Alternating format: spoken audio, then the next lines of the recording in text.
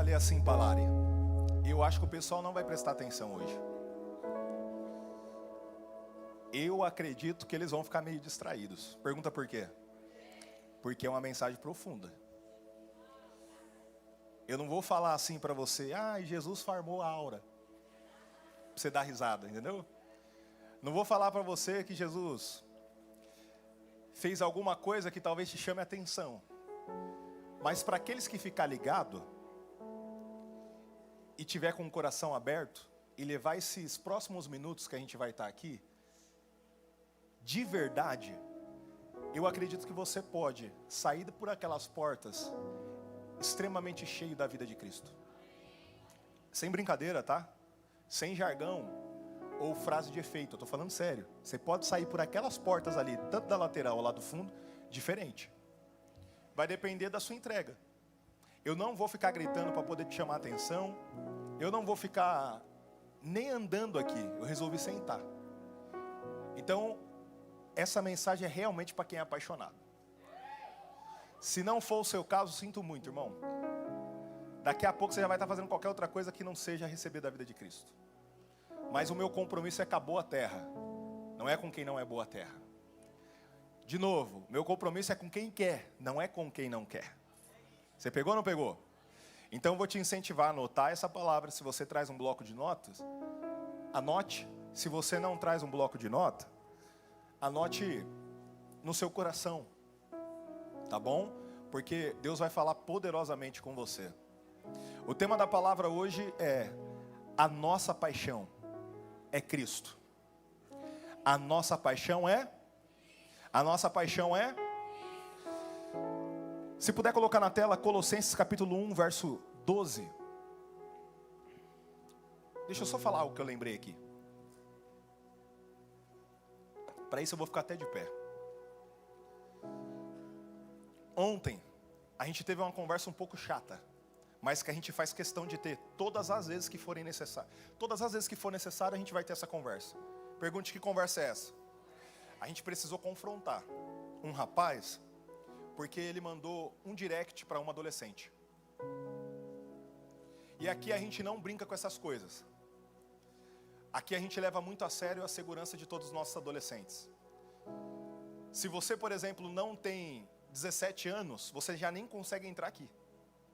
Porque a idade do recap é de 12 a 17. A gente tem ali, os nossos guardiões, os nossos voluntários do auditório, que não deixa entrar pessoas que não têm essa idade. Pergunta por que nós fazemos isso? Por segurança. Depois que a gente começou a estabelecer isso para cuidar de vocês, a gente só cresceu. E se não bastasse isso, a gente sempre ensina as meninas aqui da nossa casa, que pertence aqui ao que nós estamos construindo, a se porventura, em qualquer momento, qualquer menino que seja, qualquer homem que seja, que mandar uma mensagem, curtir seus stories, curtir sua foto, fizer qualquer coisa que você se sentir incomodada, que você sabe que não faz sentido, uma pessoa de maior mandar uma mensagem para você, você tem que denunciar na hora. Como que você denuncia? Você tira um print daquilo, manda para mim, manda para a Lari, e nós vamos pegar essa pessoa. É assim que funciona. Guma, eu não vou ser X9 se eu fizer isso. Não, você tem que fazer. Você tem que falar. Você tem que denunciar. Você está comigo? Diga amém. Então aqui a gente não brinca com isso. E deixa eu te ensinar algo, não importa quem seja. Mas Gu, vem no louvor aqui e toca aqui em cima. Não vai ter maldade. Irmão, você não pode acreditar nessas coisas. Sabe o que eu ensino para as meninas que estão perto de mim? Você não tem que confiar em ninguém, nem em mim. É assim que a gente constrói segurança. A gente não brinca em serviço, irmão. Então, independente se a pessoa está aqui em cima cantando, pregando, de vez em quando ela vem aqui e faz generosidade, é um voluntário. Irmã, se mandou mensagem para você, já não faz sentido, você tem que entender isso. Teve uma adolescente nossa aqui que aceitou uma pulseira. O que ela aceitou? De um voluntário que não deveria aceitar. Mas é só uma pulseira. Você tem que entender, você já não é mais tão criança assim, você é um adolescente. Está na hora de você aprender. Quando alguém, do nada, te dá um presente, você tem que estranhar. Uma coisa é ser um amigo que está aí do seu lado, tem a mesma idade que você, é adolescente junto com você, te dá alguma coisa. Outra coisa é uma pessoa mais velha te dar. Já o tique e o teco seu tem que funcionar. Você tem que botar para funcionar. Você tem que falar assim, por quê? E mais, você tem que falar não. Mas eu vou ficar sem... Não, fala não. Fala assim, obrigado, mas eu não aceito. E é estranho você querer me dar esse negócio. Ah, Gu, mas é uma pulseira. A questão não é a pulseira, é a mensagem que tem por trás dessa pulseira. A questão não é a mensagem, a questão é o que tem por trás dessa mensagem. Então deixa eu te dizer uma coisa. Não adianta a gente falar aqui, não adianta a gente te ensinar aqui, se na hora do vamos ver você não se posiciona. Se na hora do vamos ver você não denuncia. Assim você não nos ajuda a manter esse ambiente saudável. Então vou te dar uma dica, se porventura em qualquer momento, qualquer pessoa do palco aqui, qualquer voluntário que seja maior de idade, mandou uma mensagem para você, ou até mesmo da sua idade, você se sentiu incomodada, você tem que mandar mensagem pra gente. Já pega aí meu WhatsApp, que eu estou em todos os grupos, já tira print e já manda pra gente. E eu te garanto que aconteceu uma vez só, não vai acontecer a segunda. Você pegou ou não pegou? Então assim, ô camaradinha, você acha que nós estamos brincando aqui? Testa a sorte pra você ver. É uma vez só. Não tem a segunda. A primeira a gente não pode pedir, porque a gente não sabe de quem vem. Mas a segunda, irmão, te garanto que não vai acontecer. A gente não brinca em serviço, porque para nós aqui, nós não estamos brincando de fazer igreja. Nós estamos construindo uma igreja segura e saudável, para que você possa ter liberdade de adorar Jesus. Você pegou ou não pegou? Olha para quem está do seu lado e fala, você pegou? É isso aí, irmão. Se vacilar, Deus te pega também, tá, santo? Fica aí vacilando. Que não tem meia hora não, irmão. Vamos para a palavra agora? Fecha seus olhos, vamos orar então. Fecha seus olhos. Respire fundo agora. Puxa seu ar, solte devagar. Fala, Senhor Jesus, obrigado por essa noite. Que essa palavra possa entrar no meu coração. Que eu possa receber vida. E que eu possa entender o Espírito por detrás da letra. Que eu possa ser tudo que a sua palavra diz. Que eu possa ser. Que eu possa fazer tudo que a sua palavra diz que eu possa fazer.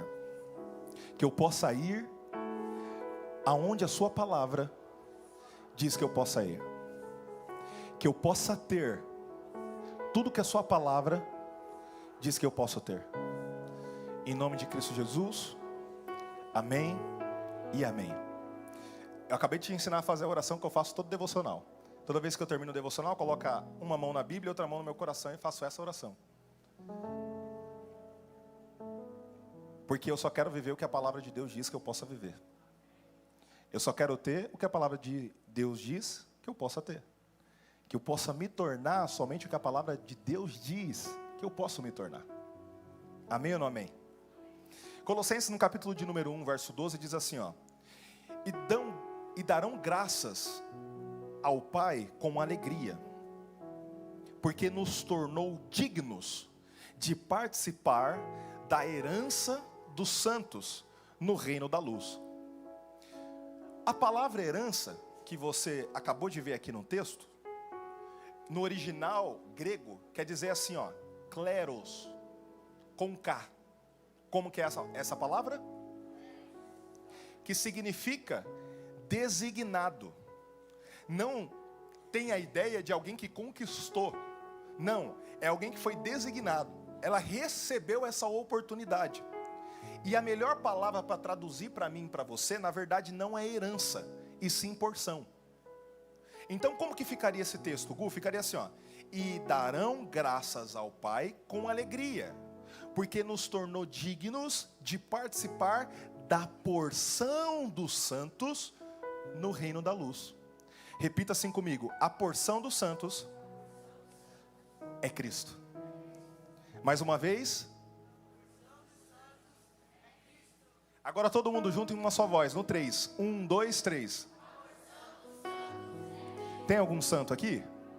Tem alguém que foi santificado por Deus aqui? Gu, quem que é santo? Todo mundo que recebeu o sangue de Jesus. Todo mundo que aceitou Jesus. Se você disse sim para Jesus, você já é santo. Você sabe que quando eu tinha a sua idade, eu era extremamente excluído na minha escola, né? E não só na escola. Quando eu tinha 14 anos, eu comecei a trabalhar. Meu primeiro trabalho foi com 14 anos. Meu pai não queria que eu trabalhasse, mas eu falei, eu vou trabalhar. Eu senti que eu devia trabalhar. Graças a Deus eu nunca precisei. Mesmo que eu não tive uma vida fácil, mas nunca me faltou nada. E eu lembro que ao começar a trabalhar, eu tinha que fazer uma vez por semana um curso. E não importa qual é o local que eu ia, sempre eu era excluído. E eu nunca fui chato, eu sempre fui divertido, nunca fui religioso demais, não ficava falando de texto o tempo todo bíblico, nunca fui esse tipo de pessoa, nunca. Pelo contrário, eu brincava, eu andava com a galera do fundão, e eu nunca me contaminava. Nisso eu tive muita graça de Deus, eu andava com quem não prestava e não era influenciado, pelo contrário, quando eu estava perto deles, eles que eram influenciados. Eles paravam de falar palavrão perto de mim, eles mudavam o comportamento perto de mim, estou te falando, isso é graça de Deus, tem nada a ver comigo. Você está comigo? Diga amém. Só que eu lembro que o que eles me taxavam de santinho, a santinha aí. Quantas vezes eu levantava a mão na sala de aula? Não sei se hoje ainda tem esse hábito, mas o que a professora sempre falava? Toda vez que você tiver dúvida, pode levantar a mão que eu vou parar a aula e vou te responder. Hoje ainda tem esse hábito ou não? E aí eu levantava a mão, todo mundo, o santinho aí. Eu lembro que foi uma época que lançou os 10 mandamentos, que era de um canal de televisão super famoso, que eu nem vou falar o nome para não fazer propaganda. E aí todo mundo ficou zoando, nossa, o Gustavo deve ter sido o primeiro a estar de frente à TV para poder assistir. E eu nem sabia o que era. Eles me taxavam de tudo que era coisa de crente. E uma vez eu chorando para minha tia, porque eu estava me sentindo muito excluído, eu falei, tia, eu não aguento mais ser chamado de santo, de santinho. Aí ela falou assim para mim, você sabe o que é ser santo? Eu falei, crente, né? Você é crente. Ela falou, não, ser santo é ser separado. Então você está reclamando porque você não é igual a eles? Isso é a sua graça. Isso é a graça de Deus em você. Quando eles te chamam de santo, eles não sabem, mas eles estão te elogiando. A partir daquele dia, eu torcia para todos os dias eles me chamarem de santinho. Porque eu entendi que quando eles me chamavam de santo, eles estavam dizendo, você não é igual a nós. Então deixa eu te falar uma coisa. Quando você se achar o excluído lá da sua turma, você tem que lembrar, isso é uma boa notícia para você. Porque você não foi chamado para ser como o mundo é. Você foi chamado para ser como Cristo é. Você pegou ou não pegou? Um amigo meu uma vez disse assim para mim, ô Gu, chorando, tá? E ele tinha mais de 20 anos já, então não era um adolescente. O Gu era um liderado meu da época. Todo mundo me chama de o pau torto da minha família. Me chama de ovelha negra. Fala que eu não sou parecido com eles. Aí eu conhecendo a família deles, não perdi tempo. Falei assim, irmão, com todo respeito, sua família só tem maluco, só tem doido. Você é o que deu certo na sua família. Você quer mesmo que a sua família ache que você é igual a eles? Ou seja, você está dizendo que você quer que a sua família ache que você também não deu certo? Aí ele olhou para mim assim. Falei, é isso que você quer? Ele falou, não. Falei, então todas as vezes que eles olharem para você e falar para você que você é o pau torto, você tem que agradecer porque você é igual a eles, pô. Você tem que entender que toda ofensa que o inimigo faz contra você, na verdade, é um elogio. Toda vez que um amiguinho seu tentar te zoar, você tem que lembrar disso. Na verdade, eles estão me elogiando, eles só não sabem disso. Aí você tem que fazer a oração que Jesus fez. Pergunte qual foi. Pai, perdoe eles, porque eles não sabem o que fazem. Você pegou ou não pegou? Glória a Deus. Então volta para cá. Quem é a porção dos santos? Repita comigo, Cristo. Cristo é o que recebemos como porção para o desfrute e experiência. Repita comigo, desfrute e experiência. Mas presta atenção, essa porção não é Cristo como conhecimento. Essa porção não é Cristo como doutrina. Essa porção não é Cristo como ensinamento. Não, essa porção é Cristo como vida. Peraí, não entendi. Você está dizendo para mim que essa porção não é eu saber mais de Cristo? Não. Você está dizendo para mim que essa porção não é ter mais conhecimento? Também não.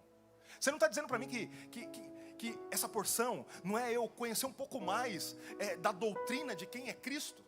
Não. Essa porção é a vida de Deus. Então deixa eu traduzir para você. A nossa porção é a vida de Deus. Para quê, Gu? Para mim dizer que eu sei mais de Jesus do que o outro? Para mim dizer que eu conheço mais de Jesus do que o outro? Não, é para dizer que você vive uma vida e a mesma vida de Deus. E somente quando você vive essa vida que você desfruta e experimenta. Agora olha que interessante. Para você saber qual é essa vida, você tem que saber quem Cristo é. Pergunte, quem é Cristo? Cristo é a imagem do Deus invisível. Cristo é a expressão do Deus invisível. Cristo é a explicação e a definição de quem é Deus. Dá para colocar na tela Colossenses capítulo 1, verso 15? Deixa eu levantar para ler com vocês. O qual é a imagem do Deus, o primogênito de toda... Repita comigo, primogênito. Quando a Bíblia fala primogênito, está falando sobre o primeiro. O que significa isso, Gu? Ele é o primeiro de muitos. Só que se você for em João, capítulo 3, verso 16, vai te dizer algo diferente. Fala que ele é o unigênito do Pai. Unigênito fala sobre único. E primogênito fala sobre o primeiro. Ele é o primeiro ou ele é o único? Decida. Pergunte, quem ele é? Antes da cruz, ele era unigênito, porque era só ele filho de Deus. Depois que ele morreu, e no terceiro dia ele ressuscitou, ele passa a ser o primogênito de uma nova criação. Como assim, Gu? Funciona da seguinte forma. Em Gênesis capítulo 1, no verso 1, o que Deus criou? Repita assim comigo, os céus e a terra. Depois que Jesus morre e ressuscita, ele faz de novo toda uma criação nova. Então, a partir da ressurreição de Jesus, começa uma nova criação. E nessa nova criação, ele não é mais o único filho de Deus. Pergunta por quê? Porque a morte e ressurreição dele te alcançou. E o que você passa a ser também dele? Filho. Então ele já não é mais o único filho de Deus, porque agora tem você, tem você, tem você, tem você, tem você, tem você, tem você, tem você, tem você, tem você, tem você, irmão. Então ele é o primeiro, e você é o segundo, terceiro, quarto, quinto, sexto, sétimo, e assim vai indo. Será que você pode celebrar por isso? Olha que interessante. Durante a Bíblia você vai ver alguns termos, como por exemplo, nele. O que significa nele, Gu? Quando fala nele, tudo é sobre a pessoa de Jesus. Você está comigo? Diga amém. Quando fala nele, significa no poder da pessoa de Jesus. Quando fala nele, significa no poder da pessoa de Jesus. Quando fala por meio dele, fala sobre o recurso que Deus usou para criar essa nova criação. Fala sobre o instrumento da criação de Deus. Qual que foi a base de Deus? Qual que foi o intermediário de Deus? Cristo. Então, quando fala por meio dele, indica que Cristo é o instrumento, o recurso principal pela qual toda a criação foi processada. E quando fala assim, para ele, significa que ele é o ômega, ou seja, ele é o fim de todas as coisas. Então, qual é o motivo da criação de Deus? O motivo da criação de Deus é alcançar a Cristo. O motivo da criação de Deus é para ele. Deus amou tanto a Cristo que falou assim, eu vou criar um mundo, um universo cheio de Cristo, parecido com Cristo, semelhante a Cristo, que tenha a imagem de Cristo, que seja como Cristo. Olha o que a Bíblia diz, que o nosso fim é ser cheios de Cristo. Por isso que nós precisamos ser apaixonados por Cristo, porque o fim seu não é a morte. O fim seu não é estar debaixo da terra, a 7 palmos, como você ouviu de alguém. O seu fim é ser cheio e ser cheia de Cristo. O seu fim é as pessoas olharem para você e ver Cristo. O seu fim é as pessoas enxergarem em você a porção de Deus para os santos. O seu fim é viver a Cristo. O seu fim é ser semelhante a Ele. O seu fim não é ser uma pessoa melhorada. O seu fim é ser como Cristo.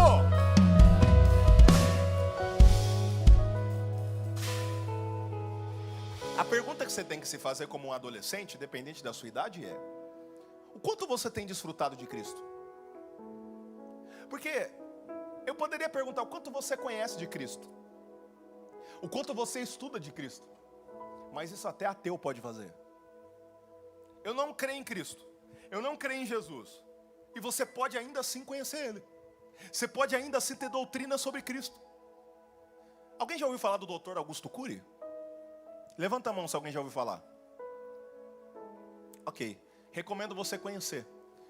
Ele é o psiquiatra mais lido do mundo, é brasileiro.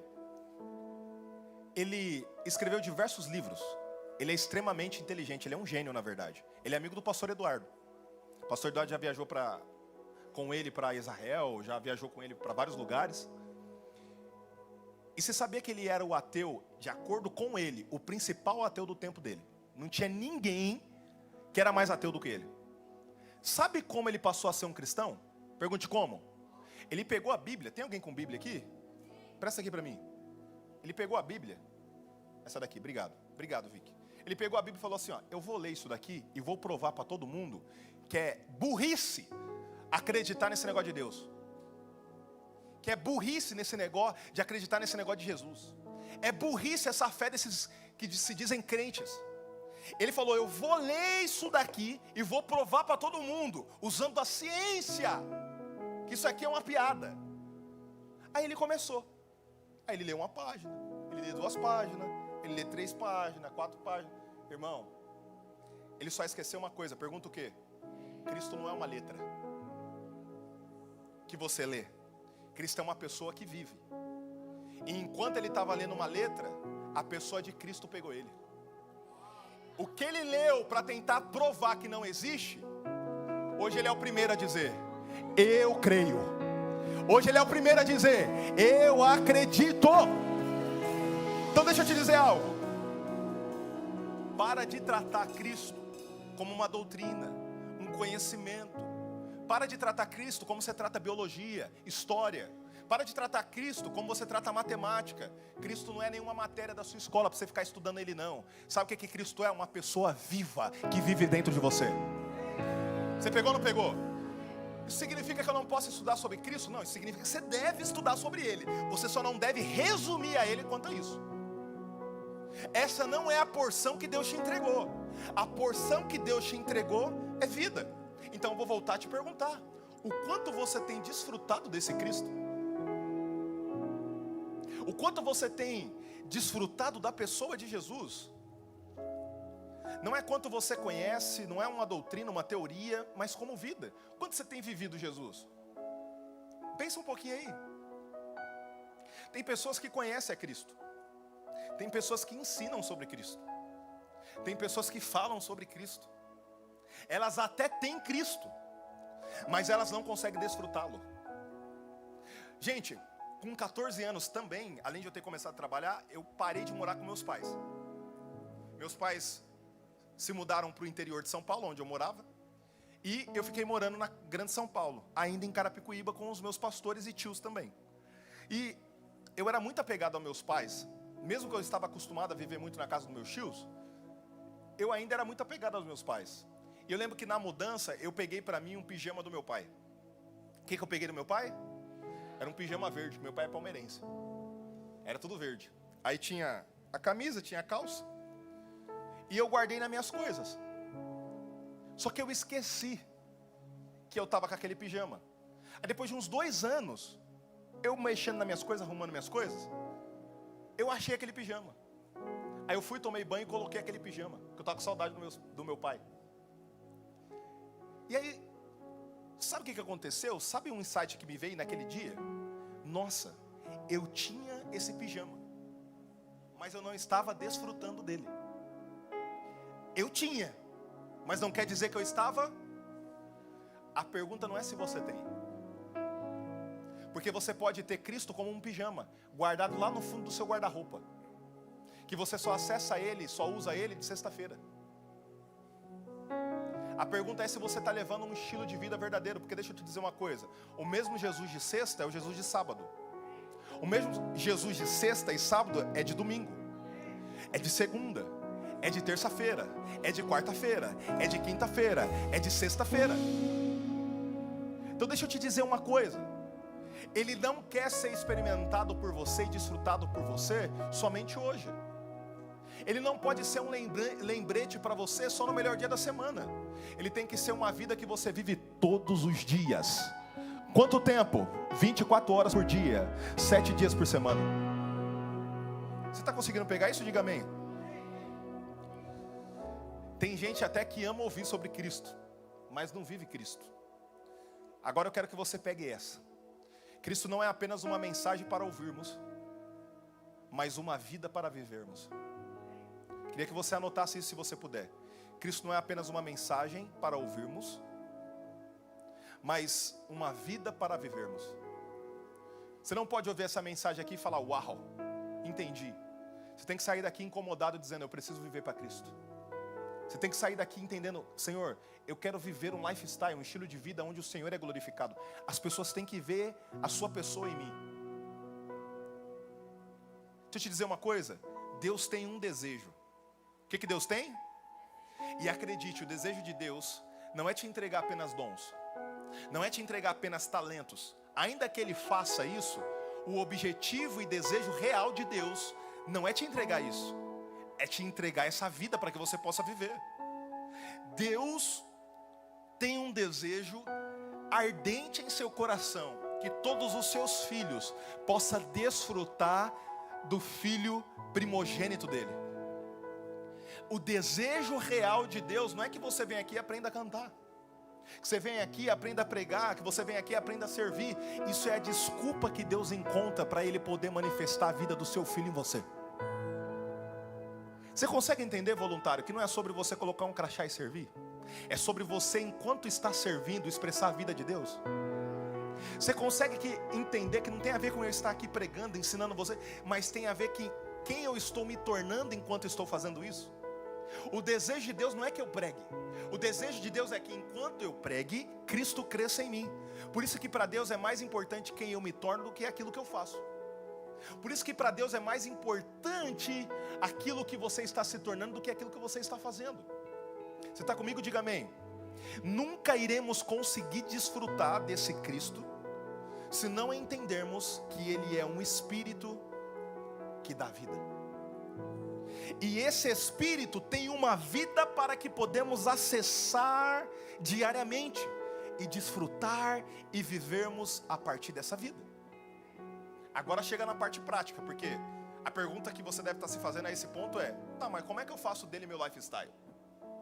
Eu vou dizer de novo, você nunca vai conseguir fazer dele seu lifestyle, seu estilo de vida, se você não entender que Cristo é o Espírito que dá a vida.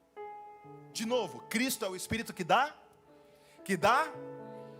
A maneira mais prática de você desfrutar desse Cristo é você perceber que Ele é tal Espírito vivo e que está esperando que você, não seu líder, não seu pastor, não seu amigo, não a equipe do louvor, contacte-o. Essa palavra ficou difícil, né? Que você retorne a Ele. Ah, Gustavo, agora bugou minha cabeça. Como assim voltar a Ele? Como assim contactar Ele? Como assim... Não está fazendo sentido, presta atenção. Alguém aqui creu em Jesus? Diga eu. Alguém aqui creu em Jesus? Levanta a mão e balança assim. Se você recebeu a vida de Deus, creu em Jesus, você então recebeu o que nós chamamos de Espírito vivificante. O que é isso? O Espírito que dá vida. Coloca o texto aí para me mostrar para eles. 1 Coríntios capítulo 15, verso 45. Será que a gente pode ler esse texto no 3? Quem topa ler comigo, diga eu. Então no 3, 1, 2, 3.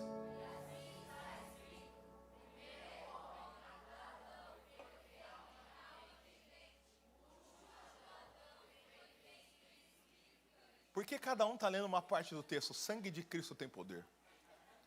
Vamos mais organizado e mais excelente? No 3. 3.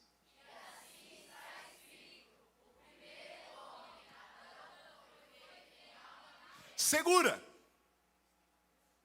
Quem é o primeiro Adão? Quem é o primeiro Adão? Aquele que caiu. Aquele que comeu do fruto que não devia comer. Em outras palavras, esse Adão sou eu. Esse Adão é você. Não sei se você sabe, mas a palavra Adão no hebraico, no original, onde foi escrito o nome Adão pela primeira vez, também é a mesma palavra usada para a humanidade, que é Adam. Porque quando Deus criou Adão, Deus criou toda a humanidade. Presta atenção nisso aqui. No dia que Deus criou o homem, lá em Gênesis capítulo 1, verso 26, Ele também criou você.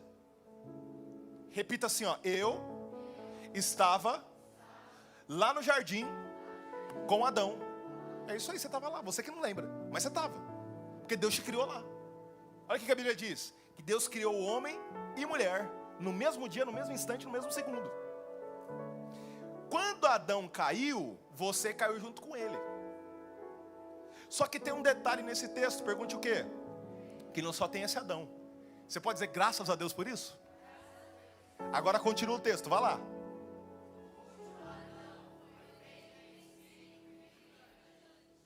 Troca a tradução aí. Lê aí a segunda parte só.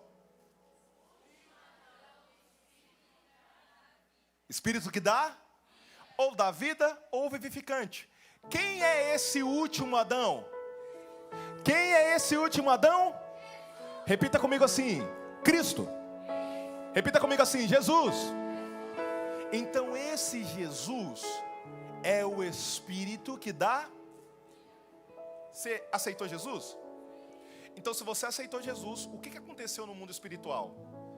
O seu espírito que estava morto passou a ter vida, porque o Cristo entrou em você, lá no seu espírito, e uniu o espírito dele, que é ele mesmo, com o seu espírito. E essa união vivificou, ou seja, deu vida para o seu espírito. O que estava morto passou a viver. E olha o detalhe bíblico. O seu espírito agora já não é mais o seu espírito. Agora é só o Espírito de Deus. Por quê? Porque foi unido, foi mesclado. Será que tem como vocês darem um jeito, pelo amor do sangue de Jesus, alguém de achar um potinho de açúcar, aquele negocinho, um sachê de açúcar? Procurem em algum lugar que tem da Reino. Vai lá, corre, voe, por favor. Enquanto eles procurem, olha aqui para mim.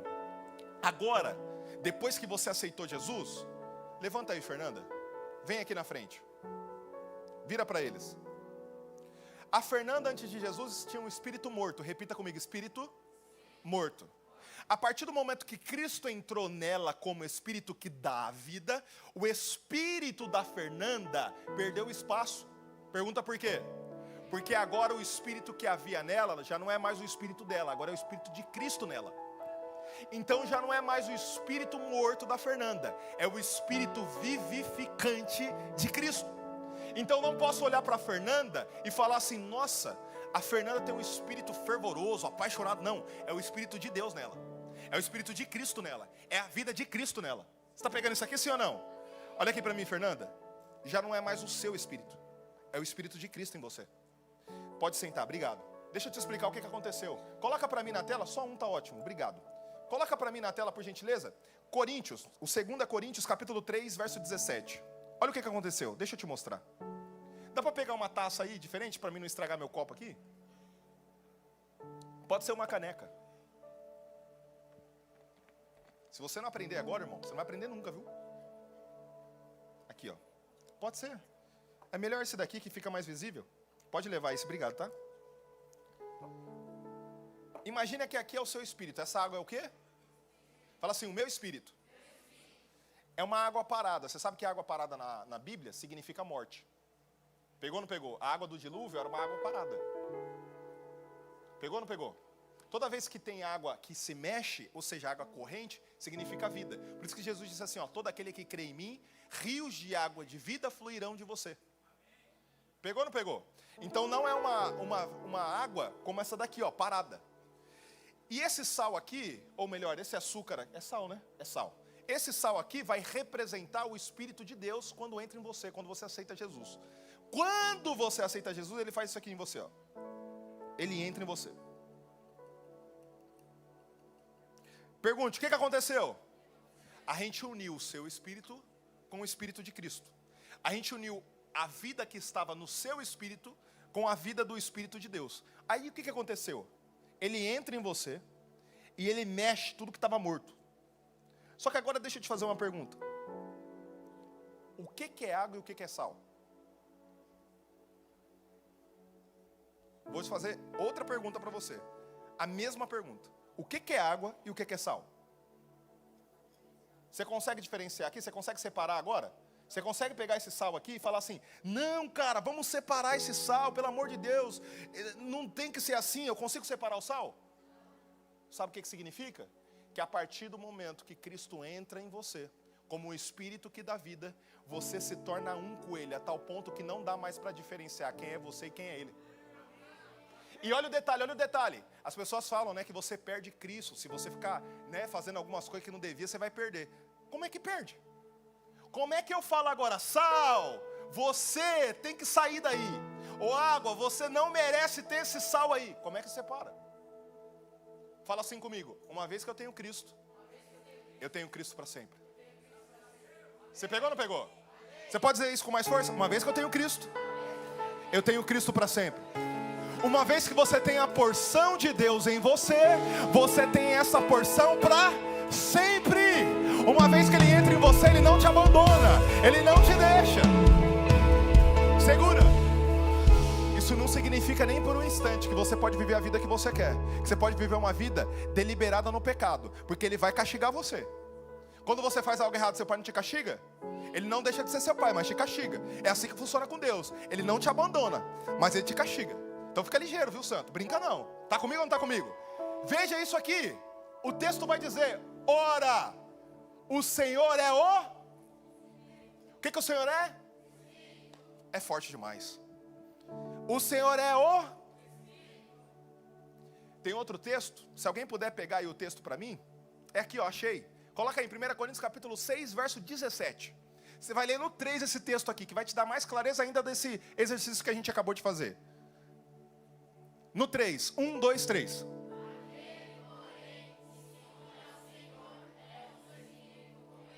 Percebeu ou não percebeu? Aquele que se une a um Senhor é um mesmo Espírito com Ele. Coloca a mão no seu coração e fala: o que habita em mim já não é mais sobre mim, é Ele, é sobre Ele. Você pode glorificar Cristo por isso?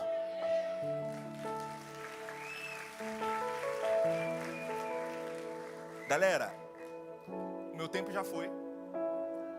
Eu vou finalizar, mas essa era a introdução para a gente entrar na palavra agora. Então o que eu vou fazer? Eu vou procurar correr um pouco, para que em 5 minutos a gente finalize. Ok? Eu só preciso da sua atenção dobrada. Eu vou ficar até de pé agora para a gente poder avançar nesse estudo. Você está comigo? Diga amém. Presta atenção. O que você acabou de aprender? Ô Mel, pega aqui para mim, por favor.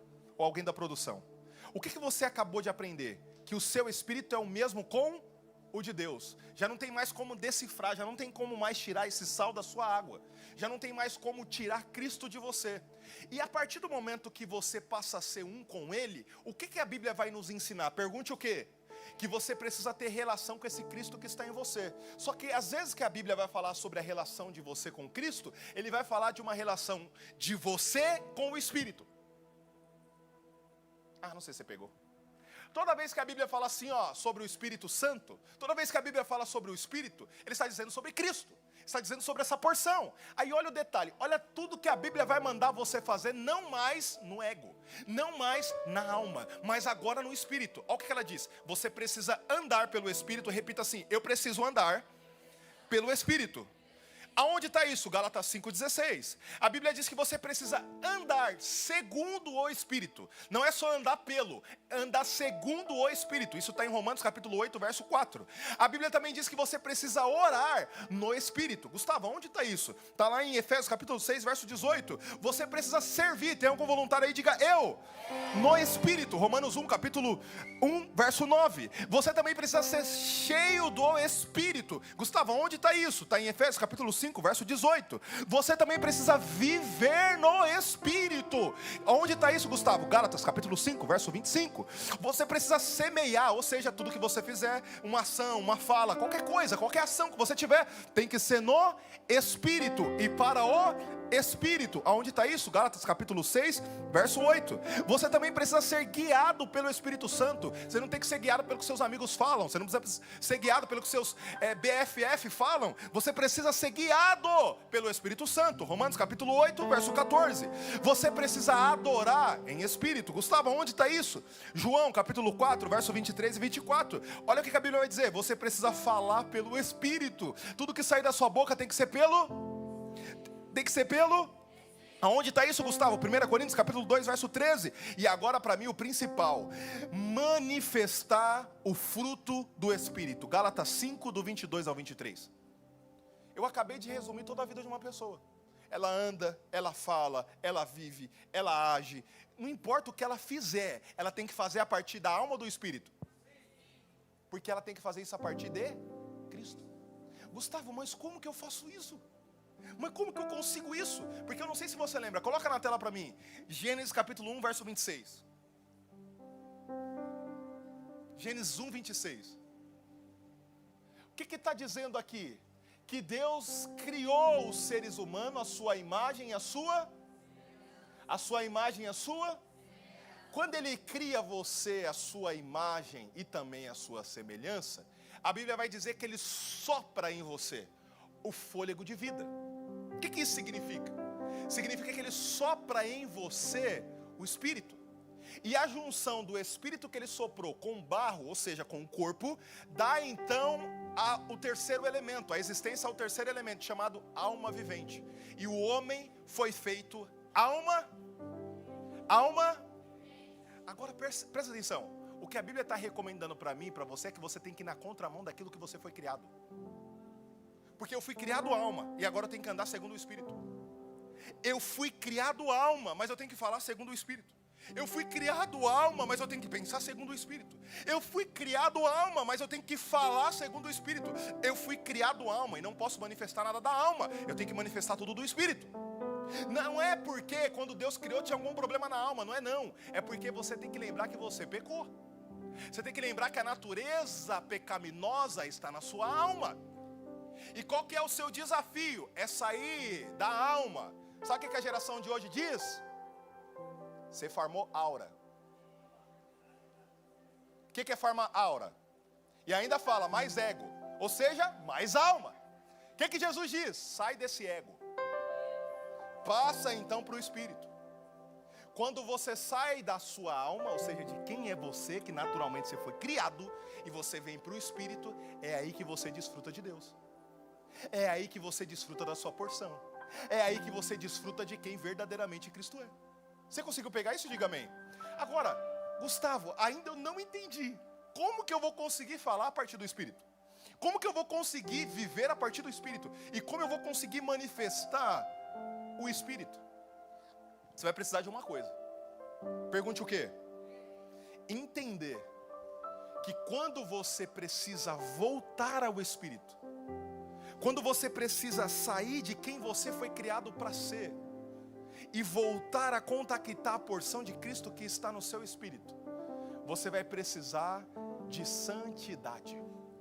Você vai precisar do Espírito Santo te conduzindo, porque não é uma força. Você não faz assim, ó, saí de mim, agora eu estou no Espírito. Não é assim. Você é levado pelo Espírito Santo até esse local. E sabe qual que é o seu desafio? Pergunte qual. Não é vencer o pecado. O seu desafio não vai ser vencer aquilo que você não pode fazer. O seu desafio não vai ser você deixar de fazer tantas coisas. O seu desafio sempre foi único: permanecer no Espírito, aonde você foi levado pelo próprio Espírito. Falei para você que seria profundo. Se você se distrair a qualquer momento, você não consegue pegar essa porção que Cristo está derramando sobre você. Presta atenção nisso aqui, eu vou finalizar. Gustavo, eu tenho muita dificuldade com alguns pecados. Todos nós temos. Cada um de nós trava uma batalha todo dia contra algum tipo de pecado. O André contra um, o Miguel contra outro, o Gustavo contra outro, você contra outro. Todo mundo está lutando sobre alguma coisa. Tem gente que é muito estressado, grita o tempo todo. Tem gente que tem pavio curto, né? Tem gente que é a pornografia. Tem gente que é masturbação. Não sei qual que é seu pecado e nem quero saber. O que eu preciso dizer para você? Que você não precisa lutar contra esse pecado. Meu Deus, que escândalo. O que eu preciso fazer então? Pergunta o quê? Permanecer no Espírito. Por quê, Gustavo? Porque quando você está no Espírito, você está em Cristo. E Cristo já venceu o pecado. Não, vou dizer de novo. Quando você está no Espírito, você está em Cristo. E Cristo já venceu o pecado. Quando você está em Cristo, você está naquele que já venceu o pecado. Então como é que você vai lutar para vencer uma guerra que já foi vencida? Sabe qual que é o problema? Pergunte o quê? Que o tempo inteiro nós saímos do Espírito e estamos vivendo no ego, na alma. E aí na alma a gente tem que lutar contra o pecado. Só que todas as vezes que a gente lutar contra o pecado, nós vamos perder. Porque, aliás, se não perdêssemos, não tinha necessidade nenhuma de Cristo vir. Nós mesmos iríamos vencer contra Ele. Então, para que Cristo veio? Então, você não tem como desafio vencer o pecado. Você tem como desafio permanecer no Espírito. Porque todas as vezes que você permanecer, você vai vencer. De novo, repita comigo. Todas as vezes que eu permanecer, eu vou vencer. Agora fala como quem crê. Todas as vezes que eu permanecer, eu vou vencer. Permanecer aonde? Na vida de Cristo. Permanecer aonde? No Espírito. Permanecer aonde? Nessa porção que Ele compartilhou com você. Quando você está nela, você já venceu o pecado. Quando você está nela, você já venceu qualquer coisa que você precisava lutar. Agora você não precisa lutar mais, porque Ele lutou e triunfou sobre o pecado. Agora olha aqui, e aqui eu prometo encerrar. O pecado não nasce do comportamento. O pecado nasce do afastamento. De novo, o pecado não nasce do ato, da ação. Ele nasce do afastamento. Ninguém peca sem antes ter abandonado o lugar que nunca deveria ter saído. Sabe por que as pessoas caem em pecado, Kesley? Sabe por quê? Porque elas abandonaram o Espírito. Aí elas voltaram para a alma. Então perceba que o pecado não começou naquilo que ela fez exatamente, no comportamento dela, na ação dela. Não, começou ela abandonando o Espírito. Por ela ter abandonado o Espírito, ela abandonou aquilo que vence o pecado. Então deixa eu te dizer uma coisa. O seu maior desafio é permanecer na vida de Deus. O seu maior desafio é você permanecer nesse Espírito. Deixa eu falar para esse lado aqui, que está com cara de quem está querendo mais. O seu maior desafio não é vencer o pecado. O seu maior desafio é permanecer no Cristo que está em você, no Espírito que está em você. Quando você permanece, você vence. Quando você se afasta, você acabou de dar o primeiro passo ao pecado. Você pegou isso ou não pegou? Então repita comigo, o meu desafio é permanecer. A partir do momento que você permanece, você vence.